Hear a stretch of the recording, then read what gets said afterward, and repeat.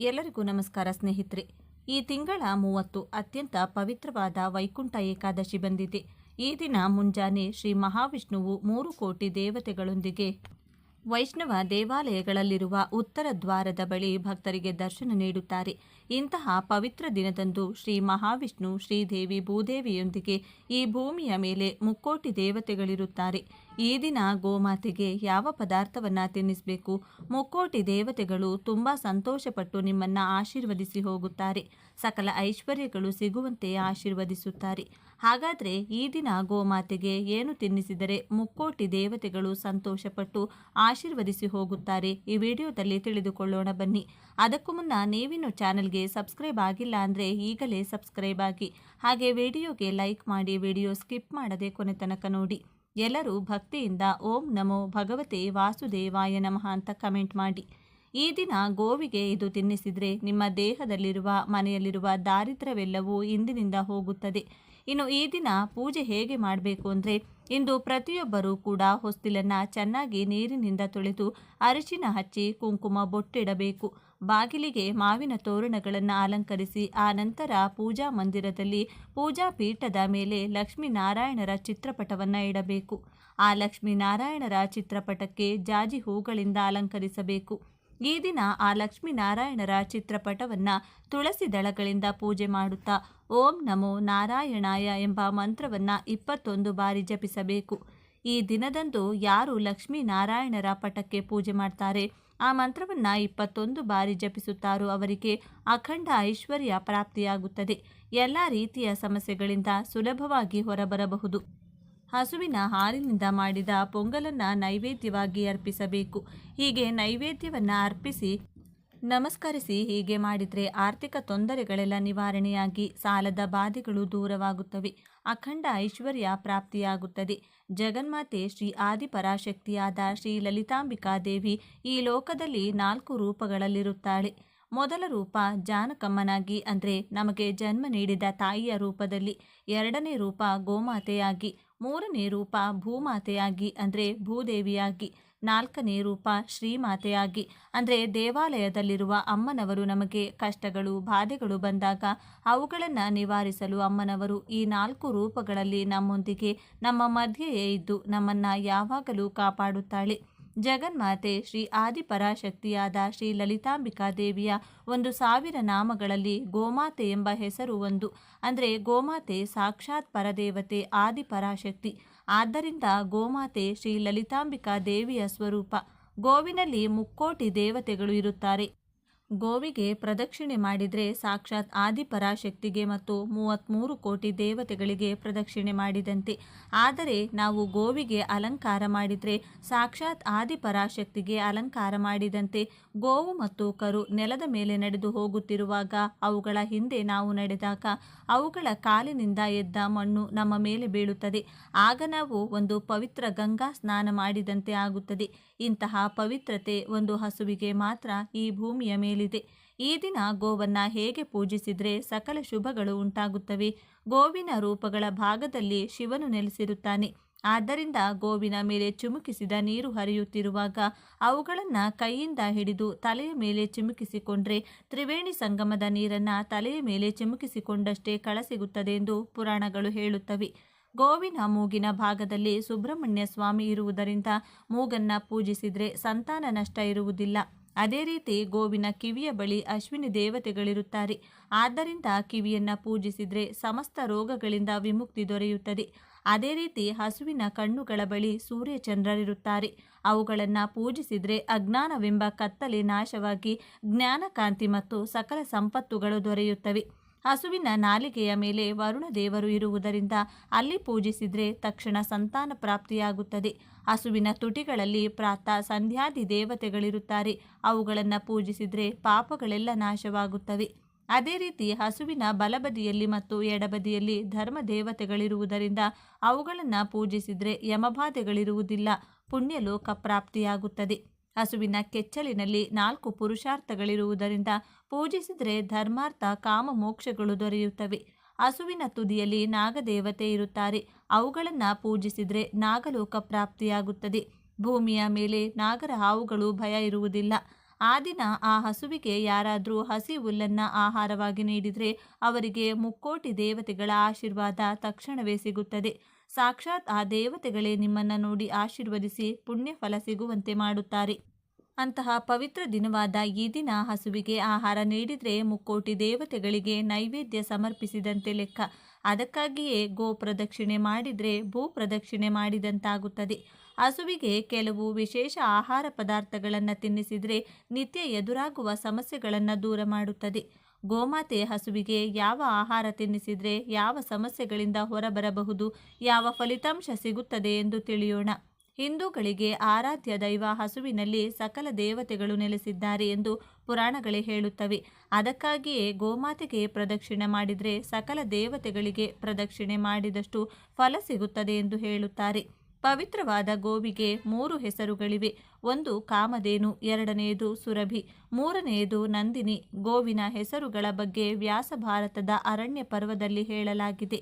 ಮಾನವರ ಎಲ್ಲ ಆಸೆಗಳನ್ನು ಪೂರೈಸುವ ಹಸುವಿಗೆ ಯಾವ ಆಹಾರ ತಿನ್ನಿಸಿದರೆ ನಮ್ಮ ಯಾವ ಯಾವ ಸಮಸ್ಯೆಗಳು ದೂರವಾಗುತ್ತವೆ, ಯಾವ ಫಲಿತಾಂಶ ಸಿಗುತ್ತದೆ ಎಂದು ಶಾಸ್ತ್ರ ಹೇಳುವ ವಿವರಗಳನ್ನು ತಿಳಿಯೋಣ. ಮನೆಯಲ್ಲಿ ಕೌಟುಂಬಿಕ ಕಲಹಗಳು ಹೆಚ್ಚಾಗಿದ್ದರೆ ನೆನೆಸಿದ ಹಸಿ ಕಡಲೆಬೇಳೆಯನ್ನು ಗೋಮಾತೆಗೆ ಆಹಾರವಾಗಿ ನೀಡಬೇಕು. ತೆಗೆದುಕೊಂಡ ಸಾಲಗಳು ಬೇಗ ತೀರಿಸಬೇಕೆಂದರೆ ನೆನೆಸಿದ ತೊಗರಿ ಬೇಳೆಯನ್ನು ಗೋಮಾತೆಗೆ ಆಹಾರವಾಗಿ ನೀಡಬೇಕು. ಮದುವೆಯಾಗಲು ವಿಳಂಬವಾಗುತ್ತಿದ್ದರೆ ಅಥವಾ ಅಡೆತಡೆಗಳು ಎದುರಾಗುತ್ತಿದ್ದರೆ ಟೊಮೊಟೊಗಳನ್ನು ಗೋಮಾತೆಗೆ ಆಹಾರವಾಗಿ ತಿನ್ನಿಸಿದರೆ ಎಲ್ಲ ಅಡೆತಡೆಗಳು ನಿವಾರಣೆಯಾಗಿ ಮದುವೆ ಬೇಗ ಆಗುತ್ತದೆ. ಅದೇ ರೀತಿ ಮನೆಯಲ್ಲಿ ಹಣವಿಲ್ಲದೆ ಕಷ್ಟಪಡುವವರು ಧನಲಾಭ ಪಡೆಯಬೇಕೆಂದರೆ ನೆನೆಸಿದ ಅಲಸಂದೆ ಕಾಳುಗಳನ್ನು ಗೋಮಾತೆಗೆ ತಿನ್ನಿಸಿದರೆ ಆರ್ಥಿಕ ತೊಂದರೆಗಳು ನಿವಾರಣೆಯಾಗಿ ಧನಲಾಭವಾಗುತ್ತದೆ. ಅದೇ ರೀತಿ ಸಮಾಜದಲ್ಲಿ ಗೌರವ, ಕೀರ್ತಿ, ಪ್ರತಿಷ್ಠೆಗಳು ಬರಬೇಕೆಂದರೆ, ಉದ್ಯೋಗದಲ್ಲಿನ ತೊಂದರೆಗಳು ನಿವಾರಣೆಯಾಗಿ ಪ್ರಮೋಷನ್ ಆಗಬೇಕೆಂದರೆ, ರಾಜಕೀಯ ನಾಯಕರಿಗೆ ಉನ್ನತ ಹುದ್ದೆಗಳು ಬರಬೇಕೆಂದರೆ ಗೋಮಾತೆಗೆ ನೆನೆಸಿದ ಗೋಧಿಗಳನ್ನು ಆಹಾರವಾಗಿ ತಿನ್ನಿಸಬೇಕು ಅಥವಾ ಬಾಳೆಹಣ್ಣು ತಿನ್ನಿಸಬೇಕು. ಶತ್ರು ಬಾಧೆಗಳು ನಿವಾರಣೆಯಾಗಿ ಮಾನಸಿಕ ಶಾಂತಿ ಸಿಗಬೇಕು ಅಂದರೆ ಸೌತೆಕಾಯಿಯನ್ನು ಗೋಮಾತೆಗೆ ಆಹಾರವಾಗಿ ತಿನ್ನಿಸಿದರೆ ಈ ಎಲ್ಲ ತೊಂದರೆಗಳು ನಿವಾರಣೆಯಾಗುತ್ತವೆ. ಇನ್ನು ಅನಂತ ಸಂಪತ್ತು ಮತ್ತು ಐಶ್ವರ್ಯ ಬರಬೇಕಂದ್ರೆ ಗೋಮಾತೆಗೆ ಪಾಲಕ್ ಸೊಪ್ಪು ಮತ್ತು ಬೀಟ್ರೂಟನ್ನು ಆಹಾರವಾಗಿ ನೀಡಿದರೆ ಸಾಕು. ಇನ್ನು ವ್ಯಾಪಾರ ಅಭಿವೃದ್ಧಿಯಾಗಬೇಕೆಂದರೆ, ಲಾಭಗಳು ಬರಬೇಕೆಂದರೆ ಗೋಮಾತೆಗೆ ಕ್ಯಾರೆಟನ್ನು ಆಹಾರವಾಗಿ ನೀಡಿದರೆ ಸಾಕು. ವ್ಯಾಪಾರ ಅಭಿವೃದ್ಧಿಯಾಗಿ ಲಾಭದ ಹಾದಿಯನ್ನು ಹಿಡಿಯುತ್ತದೆ. ಏಕದೃಷ್ಟಿ, ನರದೋಷ, ನರಪೀಡೆ ಹೋಗಬೇಕೆಂದರೆ ಬೇಯಿಸಿದ ಆಲೂಗಡ್ಡೆಯನ್ನು ಗೋಮಾತೆಗೆ ಆಹಾರವಾಗಿ ನೀಡಿದರೆ ಸಾಕು. ದೃಷ್ಟಿ, ನರದೋಷ, ನರಪೀಡೆ ಹೋಗಿ ಸಕಲ ಶುಭಗಳು ಉಂಟಾಗುತ್ತವೆ. ನಿರುದ್ಯೋಗಿಗಳಿಗೆ ಉದ್ಯೋಗ ಬರಬೇಕೆಂದರೆ, ಸ್ಪರ್ಧಾತ್ಮಕ ಪರೀಕ್ಷೆಗಳಲ್ಲಿ ವಿಜಯ ಸಾಧಿಸಬೇಕೆಂದರೆ, ಉತ್ತಮ ಜ್ಞಾಪಕ ಶಕ್ತಿ ಮತ್ತು ಓದಿನಲ್ಲಿ ಉತ್ತಮ ಪ್ರದರ್ಶನ ನೀಡಬೇಕೆಂದರೆ ಗೋಮಾತೆಗೆ ನೆನೆಸಿದ ಹೆಸರು ಕಾಳನ್ನು ತಿನ್ನಿಸಬೇಕು. ಅದೇ ರೀತಿ ಮನೆಯಲ್ಲಿ ದಾರಿದ್ರ್ಯ ತಾಂಡವವಾಡುತ್ತಿದ್ದರೆ, ದಾರಿದ್ರ್ಯ ಹೋಗಿ ಸಂಪತ್ತು ಬರಬೇಕೆಂದರೆ ಗೋಮಾತೆಗೆ ತೋಟದ ಸೊಪ್ಪು, ಬೆಲ್ಲ ಈ ಎರಡನ್ನು ಆಹಾರವಾಗಿ ನೀಡಬೇಕು. ಜೀವನೋಪಾಯ ಸಿಗಬೇಕೆಂದರೆ ಅಥವಾ ನಾವು ಮಾಡುತ್ತಿರುವ ವೃತ್ತಿಯಲ್ಲಿ ಸ್ಥಿರತೆ ಬರಬೇಕೆಂದರೆ ಗೋಮಾತೆಗೆ ನೆನೆಸಿದ ಹುರುಳಿಯನ್ನು ಆಹಾರವಾಗಿ ನೀಡಬೇಕು. ಆದ್ದರಿಂದ ಗೋವನ್ನು ಸೇವಿಸುವುದರಿಂದ ನಮ್ಮ ಎಲ್ಲ ಕಷ್ಟಗಳು ದೂರವಾಗುತ್ತವೆ ಎಂದು ಪುರಾಣಗಳೇ ಹೇಳುತ್ತವೆ. ಈ ದಿನ ಖಂಡಿತವಾಗಿಯೂ ದೇವಾಲಯಕ್ಕೆ ಭೇಟಿ ನೀಡಿ ದೀಪ ಹಚ್ಚುವುದು, ಚಿಕ್ಕದಾದರೂ ದಾನ ಮಾಡುವುದು, ಉಪವಾಸ ಮಾಡುವುದು. ಉಪವಾಸಗಳು ನಮ್ಮ ಆರೋಗ್ಯದ ದೃಷ್ಟಿಯಿಂದಲೂ ಬಹಳ ಒಳ್ಳೆಯದು. ಹಗುರವಾದ ಆಹಾರವನ್ನು ಸೇವಿಸಬಹುದು. ಹೀಗೆ ಮಾಡಿದರೆ ಆರೋಗ್ಯಕ್ಕೆ ಬಹಳ ಒಳ್ಳೆಯದು. ಇನ್ನು ಈ ದಿನ ಚಿಕ್ಕ ಮಕ್ಕಳು, ಗರ್ಭಿಣಿಯರು, ವೃದ್ಧರು, ಆರೋಗ್ಯ ಸಹಕರಿಸದವರು ಉಪವಾಸ ಮಾಡದಿದ್ದರೂ ಏನೂ ಆಗುವುದಿಲ್ಲ. ಶ್ರೀ ಮಹಾವಿಷ್ಣುವಿನ ನಾಮವನ್ನು ಅಥವಾ ಆ ಮಹಾಶಿವನ ನಾಮವನ್ನು ಜಪಿಸುತ್ತಿದ್ದರೆ ಬಹಳ ಒಳ್ಳೆಯದು. ಉಪ್ಪಿನ ಜಾಡಿಯಲ್ಲಿ ಈ 3 ಪದಾರ್ಥಗಳನ್ನು ಬಚ್ಚಿಡಿ. ಉಪ್ಪಿನ ಜಾಡಿಯಲ್ಲಿ ಈ 3 ಪದಾರ್ಥಗಳನ್ನು ಬಚ್ಚಿಡೋದ್ರಿಂದ ನಿಮ್ಮ ಮನೆಯಲ್ಲಿ ಹಣಕಾಸಿನ ಸಮಸ್ಯೆಗಳಿತ್ತು ಅಂದರೆ ಆ ಸಮಸ್ಯೆಗಳೆಲ್ಲ ಸಂಪೂರ್ಣವಾಗಿ ನಿರ್ಮೂಲನೆಯಾಗಿ ಧನಲಾಭವಾಗುತ್ತದೆ. ವೃತ್ತಿ ಜೀವನದಲ್ಲಿ ಪ್ರಗತಿಯನ್ನು ಸಾಧಿಸುತ್ತೀರಾ. ವ್ಯಾಪಾರ ವಹಿವಾಟುಗಳಲ್ಲಿ ಲಾಭಾಂಶವನ್ನು ಸಾಧಿಸುತ್ತೀರಾ. ಸಾಲ ಬಾಧೆಗಳು ನಿವಾರಣೆಯಾಗುತ್ತದೆ. ಕೋಟಿ ಕೋಟಿ ಹಣ ನಿಮ್ಮನ್ನು ಹುಡುಕಿಕೊಂಡು ಬರುತ್ತದೆ. ಆಕಸ್ಮಿಕ ಧನಲಾಭವಾಗುತ್ತೆ ಅಂತಾನೆ ಹೇಳಲಾಗುತ್ತೆ. ಸ್ನೇಹಿತರೆ, ಉಪ್ಪು ಲಕ್ಷ್ಮಿ ಸ್ವರೂಪವಾದಂಥದ್ದು. ಯಾವಾಗಲೂ ಮನೆಯಲ್ಲಿ ಉಪ್ಪು ಖಾಲಿ ಆಗಬಾರ್ದು. ಇನ್ನೇನು ಸ್ವಲ್ಪ ಉಪ್ಪಿದೆ ಅನ್ನುವಾಗಲೇ ಉಪ್ಪನ್ನು ತಂದು ಉಪ್ಪಿನ ಜಾಡಿಯಲ್ಲಿ ಹಾಕಬೇಕು. ಹಾಗೆ ಸ್ನೇಹಿತರೆ, ಉಪ್ಪನ್ನು ನಾವು ಈ ಮಣ್ಣಿನ ಜಾಡಿ, ಪಿಂಗಾಣಿ ಜಾಡಿ ಏನು ಹೇಳ್ತೀವಿ, ಆ ಜಾಡಿಯಲ್ಲಿ ಇಟ್ಕೊಳ್ಬೇಕು, ಇಲ್ಲ ಗಾಜಿನ ಬಾಟ್ಲಲ್ಲಿ ಇಟ್ಕೊಳ್ಬೇಕು. ಹಾಗೆ ನೀವು ಯಾವುದೇ ಕಾರಣಕ್ಕೂ ಸ್ಟೀಲ್ ಡಬ್ಬಗಳಲ್ಲಿ, ಪ್ಲಾಸ್ಟಿಕ್ ಡಬ್ಬಗಳಲ್ಲಿ ಉಪ್ಪನ್ನು ಇಡಬಾರ್ದು. ಹಾಗೆ ಗಾಜಿನ ಡಬ್ಬದಲ್ಲಿ ಇಟ್ಟರೂ ಉಪ್ಪು ನಮಗೆ ಬೇರೆಯವರ ಕಣ್ಣಿಗೆ ಗೋಚರಿಸಬಾರದು ಅಂತ ಹೇಳ್ತಾರೆ ಸ್ನೇಹಿತರೆ. ಅಂದರೆ ಮನೆಗೆ ಬೇರೆ ಯಾರೋ ಬಂದಿದ್ದಾಗ ಆ ಉಪ್ಪು ಬೇರೆಯವರಿಗೆ ಕಾಣಿಸಬಾರ್ದು ಅಂತ ಹೇಳ್ತಾರೆ. ಅಂದರೆ ಉಪ್ಪನ್ನು ಒಂದು ಕಡೆ ಸರಿಯಾದ ರೀತಿಯಲ್ಲಿ ಅದಕ್ಕೆ ಒಂದು ಜಾಗ ಅಥವಾ ಒಂದು ಪೀಠ, ಒಂದು ಹಲಿಗೆ, ಒಂದು ಮಣೆ ಏನಾದರೂ ಒಂದನ್ನು ಜಾಗನ ಅರೇಂಜ್ ಮಾಡಿ ಶುದ್ಧವಾದಂಥ ಜಾಗದಲ್ಲಿ ಉಪ್ಪನ್ನು ಇಡಬೇಕು. ಉಪ್ಪು ಲಕ್ಷ್ಮಿ ಸ್ವರೂಪ ಅಂತ ಹೇಳಲಾಗುತ್ತೆ. ಸಮುದ್ರ ಮಂಥನ ಅಂದರೆ ಕ್ಷೀರಸಾಗರ ಮಂಥನದ ಸಂದರ್ಭದಲ್ಲಿ ಲಕ್ಷ್ಮಿಯ ಜನನವಾಯಿತು. ಲಕ್ಷ್ಮಿಯೊಂದಿಗೆ ಸಾಕಷ್ಟು ಒಂದು ವಸ್ತುಗಳು ಕೂಡ ಜನನವಾಯಿತು. ಅದರಲ್ಲಿ ಮುಖ್ಯವಾಗಿ ಪ್ರಧಾನವಾದಂತಹ ವಸ್ತು ಅಂದರೆ ಈ ಕಲ್ಲುಪ್ಪು. ಕಲ್ಲುಪ್ಪು ಲಕ್ಷ್ಮೀ ದೇವಿಯ ಸಹೋದರಿಯ ಸಮಾನ. ಕಲ್ಲುಪ್ಪು ಲಕ್ಷ್ಮಿಗೆ ಅತ್ಯಂತ ಪ್ರೀತಿಕರವಾದಂಥದ್ದು. ಕಲ್ಲುಪ್ಪಿನಲ್ಲಿ ಲಕ್ಷ್ಮಿ ಆಕರ್ಷಿತಳಾಗಿರುತ್ತಾಳೆ, ಲಕ್ಷ್ಮಿ ಲೀನವಾಗಿರುತ್ತಾಳೆ ಅಂತಾನೆ ಹೇಳಲಾಗುತ್ತೆ. ಕಲ್ಲುಪ್ಪು ಯಾವ ಮನೆಯಲ್ಲಿ ಖಾಲಿಯಾಗುತ್ತೋ ಅಲ್ಲಿ ಬಡತನ ಇರುತ್ತೆ. ಕಲ್ಲುಪ್ಪನ್ನು ಯಾರಿಗೂ ಕೂಡ ಸಾಲವಾಗಿ ಕೊಡಬಾರ್ದು ಅಂತ ಹೇಳಲಾಗುತ್ತೆ. ಕಲ್ಲುಪ್ಪನ್ನು ಕೈಗೆ ಕೊಡಬಾರ್ದು ಅಂತಾನು ಹೇಳ್ತಾರೆ. ಹಣ ನಿಲ್ಲೋದಿಲ್ಲ ಅನ್ನೋ ಒಂದು ಸೂಚನೆಗಳನ್ನು ನಮ್ಮ ಹಿರಿಯರು ಮುಂಚೆಯಿಂದನೂ ಕೂಡ ತಿಳಿದುಕೊಂಡು ಬಂದಿದ್ದಾರೆ. ಕಲ್ಲುಪ್ಪಿನಿಂದ ಯಾವುದೇ ರೀತಿಯ ತಂತ್ರಗಳನ್ನು, ಪರಿಹಾರಗಳನ್ನು ಮಾಡಿಕೊಂಡ್ರೆ 100% ಅದು ನಮಗೆ ಸಕ್ಸಸ್ಸನ್ನು ಕೊಡುತ್ತೆ. ಉಪ್ಪು ಆಹಾರದಲ್ಲಿನ ರುಚಿಯನ್ನು ಹೇಗೆ ಹೆಚ್ಚಿಸುತ್ತೋ ಅದೇ ರೀತಿಯಲ್ಲಿ ನಮಗಾಗಿರುವಂತಹ ದೋಷಗಳನ್ನು ನಿವಾರಣೆ ಮಾಡುವಂಥ ಶಕ್ತಿ ಉಪ್ಪಿಗಿದೆ. ಹಾಗಾಗಿ ನಮ್ಮ ಹಿರಿಯರು ಉಪ್ಪಿನಿಂದ ದೃಷ್ಟಿ ದೋಷಗಳನ್ನು ನಿವಾರಣೆ ಮಾಡ್ತಾ ಇದ್ರು. ಅದೇ ರೀತಿಯಿಂದ ಅನಾದಿ ಕಾಲದಿಂದ ಒಂದಷ್ಟು ಜನರು ಉಪ್ಪಿನಿಂದ ತಂತ್ರಗಳನ್ನು ಮಾಡಿಕೊಂಡಿದ್ದಾರೆ. ಈ ತಂತ್ರಗಳ ಮುಖಾಂತರವಾಗಿ ಲಕ್ಷ್ಮಿಯನ್ನು ಆಕರ್ಷಣೆ ಮಾಡಿ ಹಿಡಿದಿಟ್ಟುಕೊಂಡಿದ್ದಾರೆ ಅಂತಾನೆ ಹೇಳ್ಬೋದು. ಲಕ್ಷ್ಮಿ ಈ ಉಪ್ಪಿನಲ್ಲಿ ಇರೋದ್ರಿಂದ ಈ ಉಪ್ಪಿನಲ್ಲಿ ನಾವು ಮಾಡುವಂಥ ಈ ಪರಿಹಾರಗಳು ಲಕ್ಷ್ಮಿಯನ್ನು ಆಕರ್ಷಿಸುತ್ತೆ. ಮನೆಗೆ ಲಕ್ಷ್ಮಿ ಬಂದು ಕುಳಿತು ನೀವು ಬೇಡಿದ ವರಗಳನ್ನು ಕರುಣಿಸ್ತಾಳೆ ಅಂತಾನೆ ಹೇಳಲಾಗುತ್ತೆ. ಹಾಗಾಗಿ ಕಲ್ಲುಪ್ಪಿನಿಂದ ಈ ಪರಿಹಾರವನ್ನು ತಪ್ಪದೆ ಪ್ರತಿಯೊಬ್ಬರೂ ಕೂಡ ಮಾಡಿಕೊಳ್ಬೇಕಾಗುತ್ತೆ. ಉಪ್ಪಿಗೋಸ್ಕರ ಜಾಡಿಯನ್ನು ಇಟ್ಕೊಳ್ಳಿ. ಜಾಡಿ ಶುಭ್ರವಾಗಿರುವಂತೆ ಗಮನದಲ್ಲಿಟ್ಕೊಳ್ಳಿ. ಹಾಗೆ ಪ್ರತಿ ಶುಕ್ರವಾರ ನೀವು ಪೂಜಿಸುವಂತಹ ಸಂದರ್ಭದಲ್ಲಿ ನಿಮ್ಮ ಉಪ್ಪಿನ ಜಾಡಿಗೂ ಕೂಡ ಒಂದು ಧೂಪ ದೀಪವನ್ನು ಅಂದರೆ ಒಂದು ಊದ್ಬತ್ತಿಯನ್ನು ಬೆಳಗಿ ಒಂದು ನಮಸ್ಕಾರ ಮಾಡಿಕೊಳ್ಳಿ. ಉಪ್ಪಿನ ಜಾಡಿ ಮೇಲೆ ಒಂದು ಪುಷ್ಪವನ್ನಾದರೂ ಇಟ್ಟು ನಮಸ್ಕರಿಸಿಕೊಳ್ಳಿ. ಈ ಒಂದು ತಂತ್ರವನ್ನು ಮಾಡಿದ ನಂತರ 100% ಲಕ್ಷ್ಮಿ ನಿಮ್ಮ ಮನೆಯಲ್ಲಿ ನಿಮ್ಮನ್ನು ಆಶೀರ್ವದಿಸುತ್ತಾಳೆ, ಹಣದ ಮಳೆಯನ್ನು ಸುರಿಸ್ತಾಳೆ ಅಂತಾನೆ ಹೇಳಲಾಗುತ್ತೆ. ಉಪ್ಪಿನ ಜಾಡಿಯಲ್ಲಿ ಯಾವ ಪದಾರ್ಥವನ್ನು ಇಡಬೇಕು ಅಂತಂದರೆ, ಮೊದಲನೆಯದಾಗಿ ಈ ಒಂದು ಪರಿಹಾರಕ್ಕೆ ನೀವು ಮಾಡಿಕೊಳ್ಬೇಕಾಗಿರೋದು ಹಳದಿ ಬಣ್ಣದ ಬಟ್ಟೆಯನ್ನು, ಒಂದು ಚಿಕ್ಕದಾದ ಬಟ್ಟೆಯನ್ನು ತೆಗೆದುಕೊಳ್ಳಿ. ಒಂದು ಚಿಕ್ಕ ಅಂಗೈ ಅಗಲದ ಬಟ್ಟೆಯನ್ನು ತೆಗೆದುಕೊಳ್ಳಿ. ಶುದ್ಧವಾಗಿರುವಂತಹ ಬಟ್ಟೆ ಆಗಿರಬೇಕು. ಯಾವುದೇ ಹಳೆ ಬಟ್ಟೆಯನ್ನು ಉಪಯೋಗಿಸಬೇಡಿ. ಶುದ್ಧವಾಗಿರೋ ಹಳದಿ ಬಣ್ಣದ ಬಟ್ಟೆಯನ್ನು ತೆಗೆದುಕೊಳ್ಳಿ. ಹಳದಿ ಬಣ್ಣ ಬಟ್ಟೆ ಇಲ್ಲ ಅಂದರೆ ಬಿಳಿ ಬಣ್ಣದ ಬಟ್ಟೆಯನ್ನು ತೆಗೆದುಕೊಂಡು ಅದನ್ನು ತೊಳೆದು ಅದಕ್ಕೆ ಅರಿಶಿನವನ್ನು ಲೇಪನ ಮಾಡಿ, ಅಂದರೆ ಅರಿಶಿನದ ನೀರಿನಲ್ಲಿ ಅದ್ದಿ ಚೆನ್ನಾಗಿ ಒಣಗಿಸಬೇಕು. ಹಸಿ ಇರಬಾರದು, ತೇವಾಂಶ ಇರಬಾರದು, ಚೆನ್ನಾಗಿ ಒಣಗಿಸಿ ಇಟ್ಕೊಳ್ಬೇಕು. ಆ ನಂತರವಾಗಿ ಈ ಒಂದು ಬಟ್ಟೆಯ ಮೇಲೆ ₹1 ನಾಣ್ಯ, 5 ಏಲಕ್ಕಿ, 5 ಅಡಿಕೆ, ಈ 3 ಪದಾರ್ಥ ಇಷ್ಟೇ ಸಾಕು ಸ್ನೇಹಿತರೆ. ಈ ₹1 ನಾಣ್ಯ ಏನಿದೆ ನೋಡಿ, ಲಕ್ಷ್ಮೀ ಸ್ವರೂಪವಾದಂಥದ್ದು. ಈ 5 ಅಡಿಕೆ ಲಕ್ಷ್ಮೀ ಸ್ವರೂಪವಾದಂಥದ್ದು. ಈ 5 ಏಲಕ್ಕಿ ಲಕ್ಷ್ಮಿ ಸ್ವರೂಪವಾದಂಥದ್ದು. ಲಕ್ಷ್ಮಿಯನ್ನು ಆಕರ್ಷಿಸುವಂತಹ ವಸ್ತುಗಳು ಇವು. ಲಕ್ಷ್ಮಿಗೆ ಅತ್ಯಂತ ಪ್ರೀತಿಕರವಾದಂಥ ವಸ್ತುಗಳು. ಹಾಗಾಗಿ ಈ 3 ಪದಾರ್ಥಗಳನ್ನು ಗಂಟನ್ನಾಗಿ ಹಾಕ್ಕೊಳ್ಳಿ. ನೀವೇನಾದರೂ ಮನಿ ಅಟ್ರಾಕ್ಷನ್ಗೆ ಮಾಡ್ಕೊಳ್ತಾ ಇದ್ದೀವಿ ಅಂದರೆ ಈ ರೀತಿ ಮಾಡ್ಕೊಳ್ಳಿ. ಚಿನ್ನವನ್ನು ಆಕರ್ಷಣೆ ಮಾಡ್ಕೊಳ್ಬೇಕು. ಗಿರವಿ ಇಟ್ಟಿರೋ ನಿಮ್ಮ ಆಭರಣಗಳು ನಿಮ್ಮ ಬಳಿಗೆ ಬರಬೇಕು ಅಂದರೆ ಯಾವುದಾದರೂ ಒಂದು ಚಿನ್ನದ ಒಂದು ಮೂಗುತಿನೋ ಅಥವಾ ಒಂದು ಚಿನ್ನದ ಉಂಗುರನೋ ಏನಾದರೂ ಒಂದನ್ನು ನೀವು ಈ ಗಂಟಿನ ಜೊತೆ, ಅಂದರೆ ಗಂಟು ಒಳಗಡೆ ಹಾಕಿಟ್ಟು 24 ಗಂಟೆ ಆ ಉಂಗುರ ಅಥವಾ ಆ ಚಿನ್ನ ಏನಿರುತ್ತೆ ಅದನ್ನು ತೆಗೆದುಕೊಂಡು ಒಂದು ಪೇಪರಲ್ಲಿ ಹಾಕಿ 24 ಗಂಟೆ ನಂತರ ಆ ಒಂದು ಚಿನ್ನವನ್ನು ತೆಗೆದು ನಿಮ್ಮ ಬೀರುವಿನಲ್ಲಿ ಇಟ್ಕೊಳ್ಳಿ. ನೀವು ಅಡವಿ ಇಟ್ಟಿರುವಂತಹ ಒಡವೆಗಳು ನಿಮ್ಮ ಹತ್ರ ಬರುತ್ತೆ. ಹೆಚ್ಚು ಹೆಚ್ಚು ಒಡವೆಗಳನ್ನು ಕೊಂಡುಕೊಳ್ಳುವ ಯೋಗ ಬರುತ್ತದೆ. ಹಾಗೆ ನಾನು ತಿಳಿಸಿಕೊಟ್ಟಂಥ ಈ ಗಂಟನ್ನು ಉಪ್ಪಿನ ಜಾಡಿಯಲ್ಲಿ 48 ದಿನಗಳ ಕಾಲ ಬಿಡಬೇಕಾಗುತ್ತದೆ. 48 ದಿನ ನೀವು ಉಪ್ಪಿನ ಜಾಡಿಯಲ್ಲಿ ಈ ಒಂದು ವಸ್ತುಗಳನ್ನು ಬಿಟ್ಟರೆ, ಅಂದರೆ ಆ 48 ದಿನದೊಳಗೆ ವಿಪರೀತವಾದಂಥ ಧನ ಪ್ರಾಪ್ತಿಯಾಗುತ್ತೆ. ಹಣ ನಿಮ್ಮನ್ನ ಹುಡುಕಿಕೊಂಡು ಬರುತ್ತೆ. ಸಾಲ ಬಾಧೆಗಳು ನಿವಾರಣೆಯಾಗುತ್ತೆ.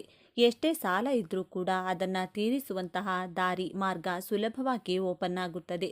ಹಣ ಅಂದರೆ ಧನದ್ವಾರಗಳು ತೆರೆದುಕೊಳ್ಳುತ್ತವೆ ಅಂತಾನೆ ಹೇಳಲಾಗುತ್ತೆ. ಈ ಒಂದು ಅದ್ಭುತ ಪರಿಹಾರ ಅನಾದಿ ಕಾಲದಿಂದ ಬಂದಿರುವಂಥದ್ದು. ತಪ್ಪದೇ ಮಾಡಿಕೊಳ್ಳಿ. 48 ದಿನಗಳ ನಂತರ ಈ ಬಟ್ಟೆಯಲ್ಲಿರುವಂತಹ ಹಣ ಇಡುವ ಜಾಗದಲ್ಲಿಡಿ. ಅಡಿಕೆ ಹಾಗೂ ಈ 5 ಏಲಕ್ಕಿಯನ್ನು ತುಳಸಿ ಗಿಡದ ಬುಡದಲ್ಲಿ ಊತಿಡಿ ಅಥವಾ ಯಾವುದಾದರೂ ದೈವ ವೃಕ್ಷದ ಬುಡದಲ್ಲಿ ಊತಿಟ್ಟು ಬಿಡಿ. ಇಷ್ಟೇ ಸಿಂಪಲ್ ಮಾಡಿಕೊಳ್ಳಬೇಕಾಗಿರುವುದು. ಈ ಒಂದು ಟ್ರಿಕ್ಸ್ ನಿಮ್ಮ ಜೀವನವನ್ನು ಬದಲಾಯಿಸುವ ಅದೃಷ್ಟವನ್ನು ತರುತ್ತದೆ. ನಿಮ್ಮನ್ನು ಕೋಟ್ಯಾಧಿಪತಿಯನ್ನಾಗಿ ಮಾಡುತ್ತದೆ. ಇನ್ನು ಪ್ರತಿದಿನ ಕಲ್ಲುಪ್ಪು ಬೆರೆಸಿದ ನೀರನ್ನು ಸ್ನಾನ ಮಾಡಿದರೆ ಎಷ್ಟು ಒಳ್ಳೆಯದು ಗೊತ್ತಾ? ಆರೋಗ್ಯಯುತ ಅಭ್ಯಾಸಗಳಲ್ಲಿ ಸ್ನಾನ ಕೂಡ ಒಂದು. ಅದರಲ್ಲೂ ಕಲ್ಲುಪ್ಪು ಸೇರಿಸಿದ ನೀರನ್ನು ಸ್ನಾನ ಮಾಡುವುದರಿಂದ ಹಿತವಾದ ಅನುಭವವನ್ನು ಪಡೆಯಬಹುದು. ಸ್ನಾನ ಕೇವಲ ಬಾಹ್ಯದಿಂದ ದೇಹವನ್ನು ಸ್ವಚ್ಛವಾಗಿಡುವುದು ಮಾತ್ರವಲ್ಲ, ಆಂತರಿಕವಾಗಿಯೂ ಆರೋಗ್ಯಯುತವಾಗಿಡುವಂತೆ ಮಾಡುತ್ತದೆ. ಪ್ರತಿದಿನ ಬಿಸಿನೀರಿನ ಸ್ನಾನ ಮಾಡಿದರೆ ದೇಹಕ್ಕೆ ಉಲ್ಲಾಸ ದೊರೆಯುತ್ತದೆ, ಜೊತೆಗೆ ಹೊಸ ಚೈತನ್ಯ ಮೂಡುತ್ತದೆ. ಆದ್ದರಿಂದ ಸ್ನಾನ ದಿನನಿತ್ಯದ ಆರೋಗ್ಯಯುತ ಅಭ್ಯಾಸಗಳಲ್ಲೊಂದು. ಅದೇ ರೀತಿ ಉಪ್ಪನ್ನು ಮಿಶ್ರಣ ಮಾಡಿದ ನೀರನ್ನು ಸ್ನಾನ ಮಾಡಿದರೆ, ಹೌದು, ಪ್ರತಿದಿನ ಸ್ನಾನದಲ್ಲಿ ನೀರಿಗೆ ಕಲ್ಲುಪ್ಪಿನ ಬಳಕೆ ಮಾಡಿದರೆ ಆರೋಗ್ಯಕ್ಕೆ ಇನ್ನೂ ಒಳ್ಳೆಯದು. ಮಾನಸಿಕ ಆರೋಗ್ಯವನ್ನು ಕೂಡ ಉತ್ತಮವಾಗಿಟ್ಟುಕೊಳ್ಳಲು ಕಲ್ಲುಪ್ಪಿನ ನೀರಿನ ಸ್ನಾನ ಸಹಾಯಕವಾಗಿದೆ. ಹಾಗಾದರೆ ಏನೆಲ್ಲ ಪ್ರಯೋಜನಗಳನ್ನು ಪಡೆಯಬಹುದು ಎನ್ನುವ ಮಾಹಿತಿಯನ್ನು ಇಲ್ಲಿ ಹೇಳಲಾಗಿದೆ ನೋಡಿ. ಒಂದು ರೀತಿಯಲ್ಲಿ ಸ್ನಾನ ಮಾಡಿದ ನಂತರ ದೇಹ ಪೂರ್ತಿ ರಿಲ್ಯಾಕ್ಸ್ ಆಗುತ್ತದೆ, ಹೊಸ ಚೈತನ್ಯ ಭಾವನೆ ಮೂಡುತ್ತದೆ. ಅದೇ ತೆರನಾದ ಪ್ರಯೋಜನವನ್ನು ನೀರಿಗೆ ಕಲ್ಲುಪ್ಪು ಸೇರಿಸಿ ಸ್ನಾನ ಮಾಡಿದಾಗ ಕೂಡ ದೊರೆಯುತ್ತದೆ. ಅಲ್ಲದೆ ಇದು ಒತ್ತಡವನ್ನು ನಿವಾರಿಸುತ್ತದೆ ಮತ್ತು ನಿಮ್ಮ ದೇಹ ಮತ್ತು ಮನಸ್ಸನ್ನು ಬಹಳ ಶಾಂತಿಯುತ ರೀತಿಯಲ್ಲಿರುವಂತೆ ಮಾಡುತ್ತದೆ. ನಿಮ್ಮ ಚರ್ಮವನ್ನು ಮೃದು ಮತ್ತು ಹೊಳಪಾಗಿರುವಂತೆ ಮಾಡುತ್ತದೆ. ಎನರ್ಜಿಯನ್ನು ಹೆಚ್ಚಿಸುತ್ತದೆ. ನಮ್ಮ ದೇಹ ಮತ್ತು ಮನಸ್ಸನ್ನು ವಿಶ್ರಾಂತಿ ಮಾಡುವುದರ ಹೊರತಾಗಿ ಉಪ್ಪನ್ನು ಸೇರಿಸಿ ಸ್ನಾನ ಮಾಡಿದಾಗ ಶಕ್ತಿಯ ಮಟ್ಟವನ್ನು ಹೆಚ್ಚಿಸುತ್ತವೆ ಮತ್ತು ಹಿತವಾದ ಸ್ನಾನವು ನೋವು ಮತ್ತು ಒತ್ತಡದ ಮನಸ್ಸಿಗೆ ಚಿಕಿತ್ಸೆ ನೀಡುತ್ತದೆ. ಮೃದುವಾದ ಚರ್ಮ ಮತ್ತು ಶಾಂತ ಮನಸ್ಸನ್ನು ನೀಡುತ್ತದೆ. ಮೆಗ್ನೀಷಿಯಂ ಹೊಂದಿರುವ ಲವಣಗಳ ಯುಕ್ತ ಸ್ನಾನವು ಆರೋಗ್ಯ ಉತ್ತಮವಾಗಿಸಲು ಹೆಚ್ಚು ಪರಿಣಾಮಕಾರಿಯಾಗಿದೆ. ಉತ್ತಮ ನಿದ್ದೆ. ಕೆಲವರು ಸಂಜೆ ಸ್ನಾನ ಮಾಡುತ್ತಾರೆ. ಹೀಗಿದ್ದಾಗ ಆದಷ್ಟು ನೀರಿಗೆ ಉಪ್ಪನ್ನು ಸೇರಿಸಿ ಸ್ನಾನ ಮಾಡಿ. ಇದರಿಂದ ರಾತ್ರಿ ಚೆನ್ನಾಗಿ ನಿದ್ದೆ ಬರುತ್ತದೆ. ಸಾಮಾನ್ಯವಾಗಿ ಉತ್ತಮ ಸ್ನಾನವು ಉತ್ತಮ ನಿದ್ರೆಗೆ ಕಾರಣವಾಗುತ್ತದೆ. ಸ್ನಾನದ ಲವಣಗಳ ಬಳಕೆಯ ಉತ್ತಮ ನಿದ್ರೆಯು ಪಡೆಯಲು ನಿಮಗೆ ಸಹಾಯ ಮಾಡುತ್ತದೆ. ಇದು ನಿದ್ರಾಹೀನತೆ ನಿವಾರಿಸಲು ಸಹಾಯ ಮಾಡುತ್ತದೆ. ಹೀಗಾಗಿ ಉಪ್ಪು ಯುಕ್ತ ನೀರಿನ ಸ್ನಾನ ದೇಹಕ್ಕೆ ಆರಾಮದಾಯಕ ಅನುಭವವನ್ನು ನೀಡುತ್ತದೆ. ಉಪ್ಪು ನೀರಿನ ಸ್ನಾನಕ್ಕೆ ಹೀಗೆ ಮಾಡಿ. ಸ್ನಾನಕ್ಕೆ ಕಲ್ಲುಪ್ಪನ್ನು ಮಾತ್ರ ಬಳಸಿ. ಅದು ಅಯೋಡಿನ್ ಯುಕ್ತ ಉಪ್ಪಾಗಿದ್ದರೆ ಇನ್ನೂ ಒಳ್ಳೆಯದು. ಸುಲಭವಾಗಿ ನೀರಿನಲ್ಲಿ ಕರಗುತ್ತದೆ ಕೂಡ.